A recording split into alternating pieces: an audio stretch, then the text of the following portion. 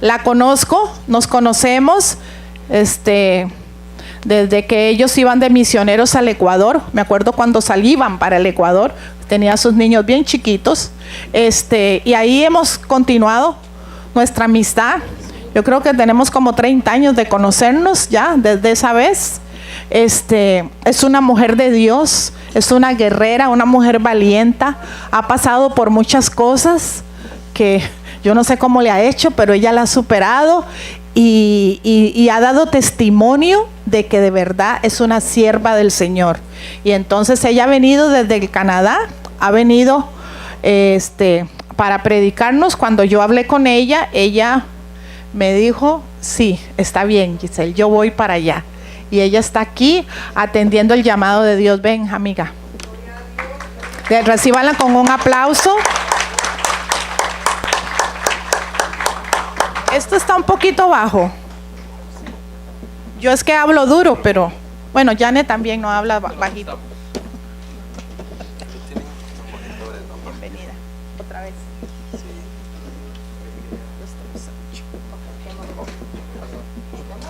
Buenos días. Dios les bendiga. Como el fin de semana ha estado así como bien trajineado, solo que me den un poquitito más de volumen, poquitito, no mucho. Ahí cuando entra la emoción sale la voz. Dios les bendiga, hermanos. Dios les bendiga. Oye, ¿cómo están? Bendecidos, prosperados y en victoria. Muy agradecida con los pastores. Gracias, pastores, por la confianza, por permitirme estar acá, y darle gracias a Dios porque Dios es bueno, para siempre es su misericordia, y Él en sus planes tenía este tiempo separado. Le compartí a la pastora que cuando me mandó el mensaje, yo estaba a punto de responderle que no podía venir porque a la semana siguiente viajaba para España, y entonces iba a quedar como muy poco tiempo para volver a salir de viaje. Entonces humanamente yo pensé, solo voy a estar 2 semanas en la iglesia, mejor no voy. Pero cuando yo le iba a responder eso, el Espíritu Santo me dijo, ve. Y entonces yo dije, usted manda, como usted diga. Así que le doy gracias a Dios porque Él es bueno. ¿Cuántos creen que Dios es bueno? Dios es bueno. Y yo creo que aunque yo no les conozco, como oraba, Señor, yo no conozco las hermanas que van a estar allá en ese retiro, pero tú conoces a todos y a cada uno. Igual digo en esta mañana, aunque yo no te conozco, Dios te conoce. Así que gracias a Dios que no te conozco, porque si Dios te habla en esta mañana, que sepas que es Dios, ¿verdad? Y no tengas el argumento para decir, no voy a hacer caso porque a la final alguien le comentó y le dijo que yo porque humanamente eso es lo que siempre pasa, ¿verdad? ¿Aló? Entonces, bendito Dios. ¿Cuántos están listos para la palabra? Gloria a Dios. Pues en esta mañana, con el favor del Espíritu Santo, quisiera hablarles bajo el tema: la obediencia es la clave para tu bendición. Dígale al que tiene al lado: la obediencia es la clave para mi bendición. Dígalo otra vez: la obediencia es la clave para mi bendición. Amados hermanos, escuchen esto. Los que enseñan, los que han estudiado para enseñar, los maestros, maestras, saben y entienden que cuando hablamos, que cuando pronunciamos algo, aprendemos un cierto porcentaje de eso que hablamos. Por eso es que los 5 sentidos son muy importantes en cuanto a todo lo que aprendemos. Cuando oímos o escuchamos solamente, solo se aprende un porcentaje muy bajo. Pero si a ese oído le agregamos lo que vemos, le agregamos el sentido del olfato, porque cuando vamos a recordar ese tema, de pronto entramos a un lugar donde estaba el aroma que percibimos cuando aprendimos algo. Aunque tú no estés hablando del tema, entraste a un lugar donde está ese aroma, inmediatamente recordarás el tema del que se habló. Y cuando tocamos lo mismo, entonces usar los 5 sentidos para aprender es una estrategia, y es la estrategia de Dios. Por eso el enemigo ha perfeccionado su estrategia o su argumento distrayendo. Por ejemplo, cuando tomas la decisión de que vas a orar, comienza a sonar el teléfono. Ay, esta llamada es importante, tengo que contestar. Ay, te mandaron un mensaje. Ay, esto es importante, tengo que contestar. O viene algún niño. Papi, yo quiero esto, yo quiero lo otro, que yo aquí, que yo allá. Y tengo que dedicarle tiempo. No, Dios entiende, Dios sabe. O te llamó el jefe. Mira, te necesito, pero es ya. Y entonces le das todo tu tiempo a tu oficina, a tu trabajo, a tu jefe, y te olvidas de tu esposa, de tus hijos y todo lo demás, hasta de Dios. Entonces, el tema de la obediencia como clave para nuestra bendición nos va a enseñar el hecho de que cuando le damos a Dios el primer lugar en nuestra vida, vamos a darnos cuenta que el Espíritu Santo, como un rompecabezas, comienza a armar de forma estratégica cada una de las cosas, situaciones, necesidades en nuestra vida, para que podamos mantener todo en orden. Entiéndelo de una vez por todas. Nosotros como seres humanos no tenemos la capacidad de tenerlo todo como Dios manda, si no lo incluimos a Él en el asunto. Amén, hermanos. Entonces, por favor, vayan conmigo al libro de Primera de Samuel, capítulo 15. Capítulo 15. Les he estado hablando que la obediencia es la clave para nuestra bendición. Por lo tanto, ¿qué es lo que entendemos como obediencia? ¿Qué entendemos como obediencia? Hay personas que entienden que la obediencia es un acto de sumisión, de doblegarse. Es un acto autómata en el que yo, sin analizar, sin pensar, tengo que hacer todo lo que se me ha pedido. ¿Cuántos creen que eso es obediencia? Eso no es obediencia. No. Porque Dios es un Dios que nos dio libre albedrío, y Él no nos quita el análisis de las situaciones. Y Él no nos llamó a esclavitud, pero sí a obediencia. Por eso quiero definir la palabra obediencia. Entendemos por obediencia como una acción de acatar la voluntad de alguien, de una persona superior en comando, superior en autoridad. ¿Por qué digo autoridad? Porque tenemos que establecer que en el mundo Dios estableció niveles de autoridad. En cada hogar hay un nivel de autoridad. En los hogares, los maridos son la cabeza. ¿Cuántos maridos dicen amén? Y las esposas dicen, claro que sí, pero yo soy el cuello. Ajá. Entonces, acatar la voluntad de una persona que se encuentra en autoridad. ¿Por qué? Porque esto va a establecer orden. Donde no hay un nivel de autoridad establecido, hay un... Gracias.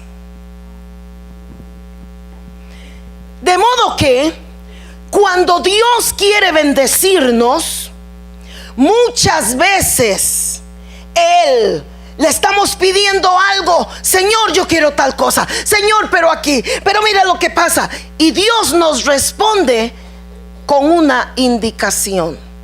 Haz esto. Ay, pero eso no es lo que te estoy pidiendo. Y no hemos entendido que cuando hacemos eso, el resultado de eso va a ser lo que tú estabas pidiendo. Aló. Por eso es que la obediencia es tan importante. Y para poder explicarme un poquito más, yo quisiera utilizar unos ejemplos que se encuentran en la palabra del Señor. Por eso vamos a ir a Primera de Samuel, capítulo 15, y vamos a leer un versículo nada más, para no extenderme mucho en solamente este ejemplo. Primera de Samuel 15, 22. Y Samuel dijo: se complace Jehová tanto en los holocaustos y víctimas, como en que se obedezca a las palabras de Jehová. Ciertamente el obedecer es mejor que los sacrificios, y prestar atención que la grosura de los carneros. Quisiera establecer acá un fondo histórico. ¿Qué estaba sucediendo en este momento? Resulta ser que el Señor le habló a Saúl y le dio una indicación, porque Saúl había sido elegido rey en Israel. Y ahora Dios dijo, verso 2: yo castigaré lo que hizo Amalec a Israel al oponérsele en el camino cuando subía a Egipto. Verso 3: ve pues y hiere a Amalec, destruye todo lo que tiene, no te apiades de él, mata hombres, mujeres, niños y aún los de pecho, vacas, ovejas, camellos, asnos. Este pasaje lo han utilizado algunas personas para decirme: yo no quiero tener nada con Dios, porque Dios es un Dios que mata niños. Les voy a explicar un poquito este pasaje. ¿Quién era Amalec? ¿Por qué Dios dijo que exterminaran a Amalec? Los amalecitas habían habitado, llenado Canaán, la tierra prometida. Cuando Abraham habitó como extranjero en la tierra prometida, sin saber que esa era la tierra que Dios le había dado, él habitó, lo puedes leer en Hebreos 11, habitó como extranjero en la tierra prometida. Y cuando él salió de ahí, esa tierra fue habitada por gigantes. Ay, hermana, pero ¿qué tiene que ver que sean gigantes? Vayámonos un poquito más atrás. Génesis, donde dice que cuando Cristo hablaba, Él mencionaba que los tiempos del fin serían como en los días de Noé. ¿Qué sucedía en los días de Noé?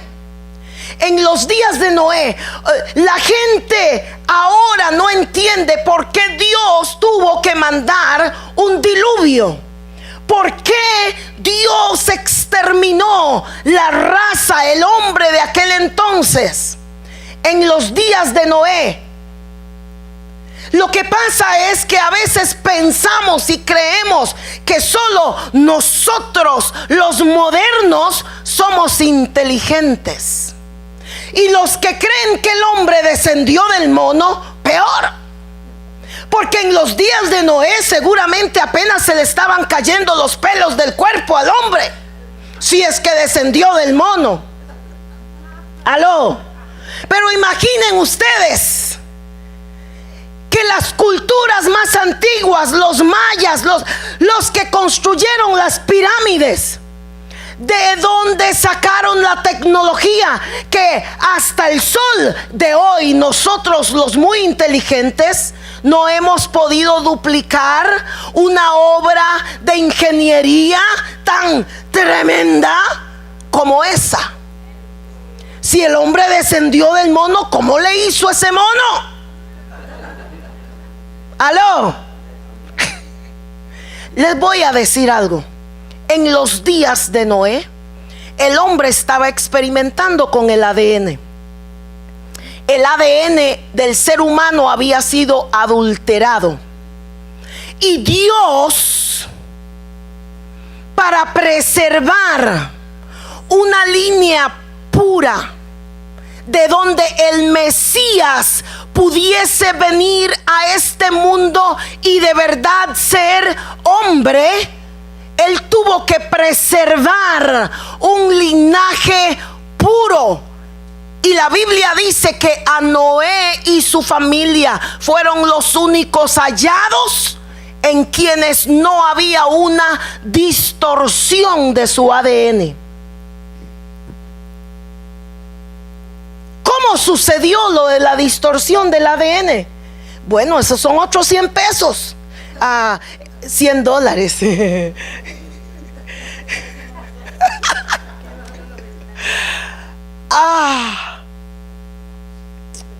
Les toca leer Génesis,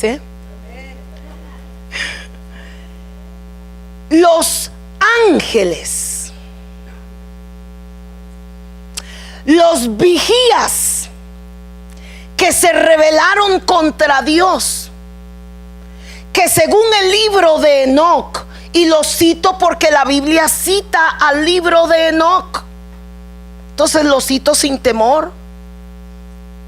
El libro de Enoc dice que estos vigías eran como 200 que se rebelaron contra Dios, bajaron a la tierra y nosotros diríamos que se casaron, pero en realidad no se casaron, se hicieron de mujeres humanas, y el resultado de esa unión fueron los gigantes. Tenían el ADN adulterado, y por eso Dios mandó a Saúl a destruir a los amalecitas. Eran gigantes. Escuchen esto, escuchen esto. ¿Qué hacían los amalecitas cuando Israel iba por el desierto? Mataban a los ancianos, a los niños, mataban a los enfermos y debilitados que se quedaban rezagados atrás. Ellos furtivamente los iban matando. Y encima de ello, cuando pidieron permiso para pasar por su tierra, le dijeron que no. Y Dios dijo: ok, Saúl, vaya, extermíneme a esa gente, que en realidad eran gente con su ADN adulterado.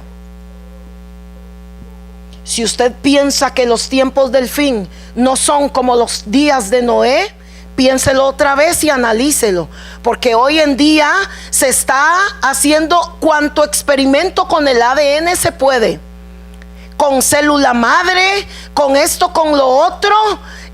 Toman células de ratón y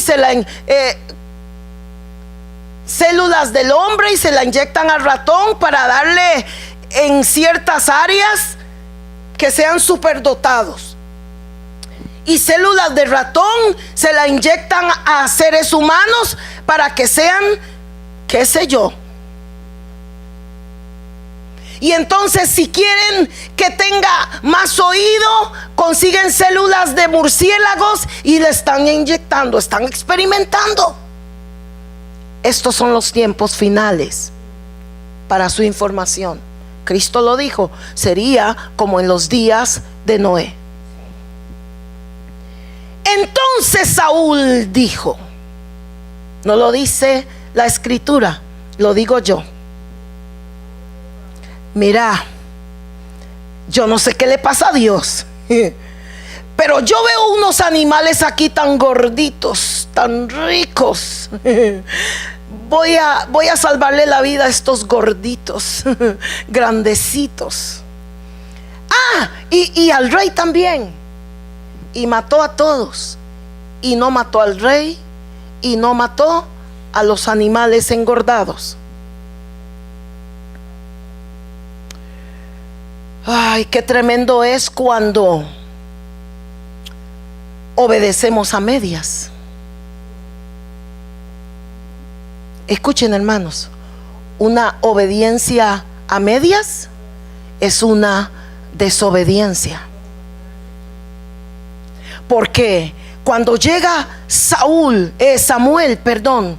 a hablar con él, le dice: aunque eras pequeño en tus propios ojos, ¿no has sido hecho jefe de las tribus de Israel? Y Jehová te ha ungido por rey sobre Israel. Y Jehová te envió en misión y dijo: ve, destruye a los pecadores de Amalec, hazles guerra hasta que los acabes. ¿Por qué, pues, no has oído la voz de Jehová, sino que vuelto al botín has hecho lo malo ante los ojos de Jehová? Verso 20. Y Saúl respondió a Samuel: antes bien he obedecido la voz de Jehová y fui a la misión que Jehová me envió, y he traído a Agag, rey de Amalec, y he destruido a los amalecitas. Mas el pueblo tomó del botín ovejas y vacas, las primicias del anatema, para ofrecer sacrificio. ¿Qué tomó el pueblo? ¿Del qué? Del botín que era ¿qué? Anatema. Del botín que era prohibido. Del botín que había sido declarado por Dios maldito. Disfrazado de que era para ofrecer sacrificio. ¿Cuántas veces hemos hecho eso? Ay, pastora, pero no sea tan legalista. Es que yo esto lo hago, pero mire, esto me ayuda porque después yo me voy para la iglesia. Yo no sé qué haces. I don't care. Sin embargo, una obediencia a medias es una desobediencia, porque dijo haber exterminado a los amalecitas, pero dejó al mero mero, al rey. ¿De qué estamos hablando aquí? ¿Que podemos manipular a Dios? ¿Que podemos, decimos en Costa Rica, darle a tolillo con el dedo? Es engañarte, manipularte con pequeñas cosas que aparentemente son buenas, pero en el fondo no lo son. ¿Por qué? Porque ya Dios había dado una orden, una indicación: extermina a los amalecitas. Entonces Samuel le dijo: se complace Jehová tanto en los holocaustos y víctimas como en que se obedezca a las palabras de Jehová, porque ciertamente el obedecer es mejor que los sacrificios. Él dijo que esos animales era para los sacrificios. En otras palabras, mejor hubieras obedecido. Dios no quiere un sacrificio que equivalga a tu desobediencia.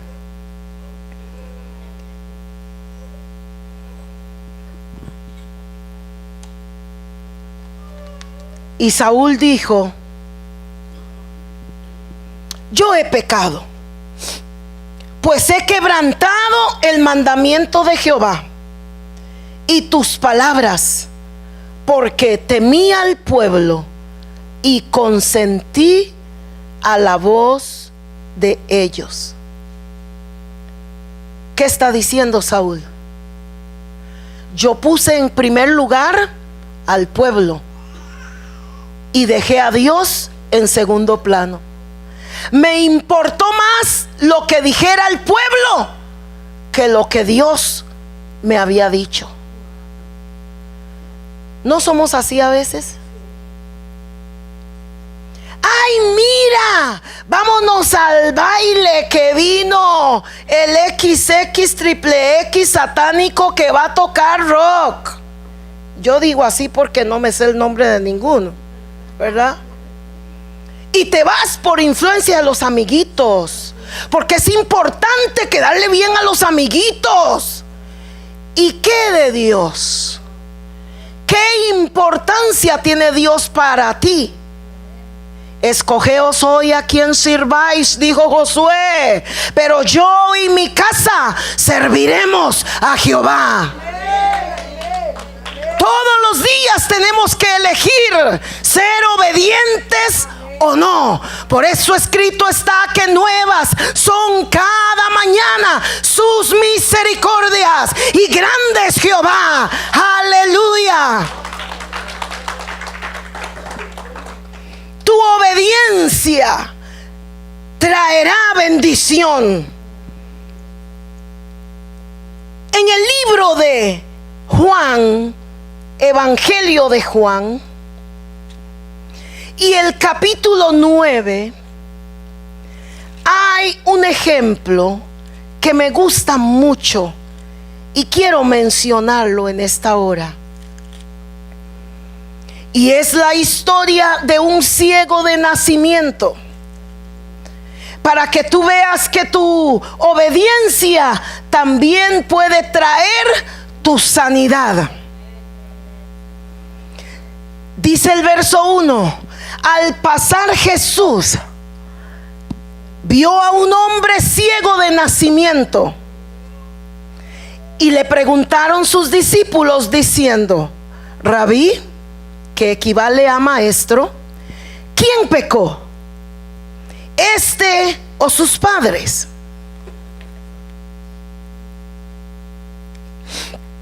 para que haya nacido ciego? Respondió Jesús: no es que pecó este ni sus padres, sino para que las obras de Dios se manifiesten en él. Me es necesario hacer las obras del que me envió. Entre tanto que el día dura, la noche viene cuando nadie puede trabajar. Entre tanto que estoy en el mundo, luz soy del mundo. Dicho esto, escupió en tierra, hizo lodo con la saliva y untó con el dedo los ojos del ciego, y le dijo: ve a lavarte en el estanque de Siloé, que traducido es enviado.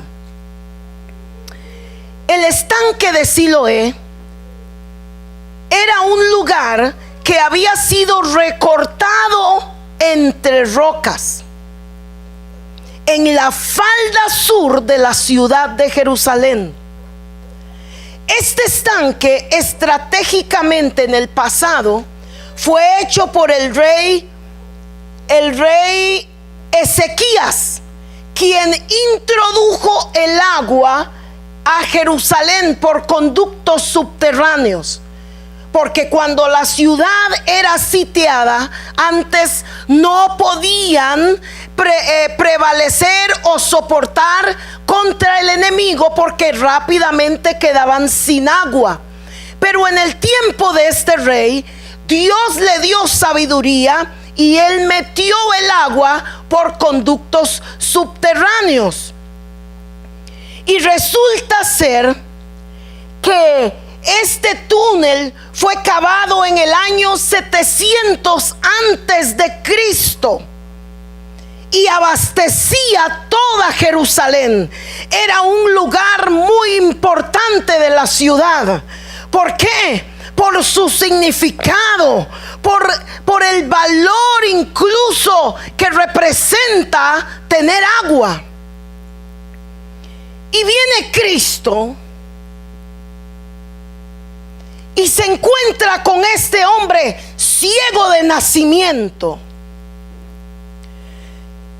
Y lo primero que sus seguidores cuestionan es: ¿quién pecó?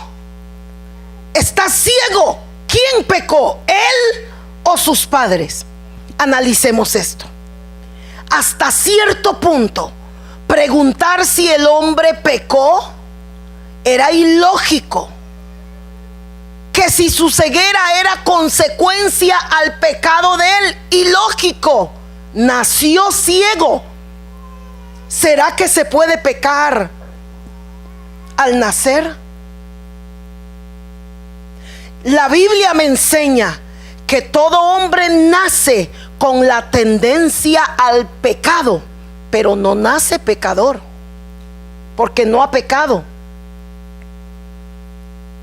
Adán en su ADN nos